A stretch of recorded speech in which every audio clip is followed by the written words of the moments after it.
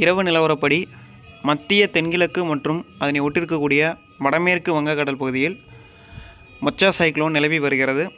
இது அடுத்து வரக்கூடிய 12 மணி நேரத்திற்குள் வடகிழக்கு திசையில் நகர்ந்து மியான்மர் மற்றும் மேற்கு வங்கம் வங்கதேசம் இடையே வருகிற 14ஆம் தேதி முதல் 16ஆம் தேதிக்குள் கரையை கடக்கக்கூடும் என எதிர்பார்க்கப்படுகிறது.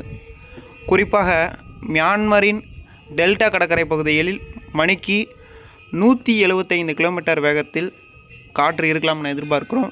இந்த ஆண்டின் மிகவும் ஒரு அரக்க புயல் என்று இதை சொல்லலாம். கிட்டத்தட்ட கஜாவை விட வர்தாவை விட ஒரு வலுவான ஒரு புயலாகும் இந்த புயலை பொறுத்தவரையில்.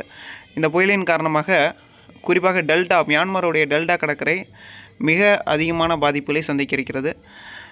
அடுத்து வரக்கூடிய 24 மணி நேரத்திற்கு தென்கிழக்கு வங்கக்கடல் பகுதியில் மீன்பிடிக்க செல்ல வேண்டாம். கடல் கொந்தளிப்பாக காணப்படும். நன்றி.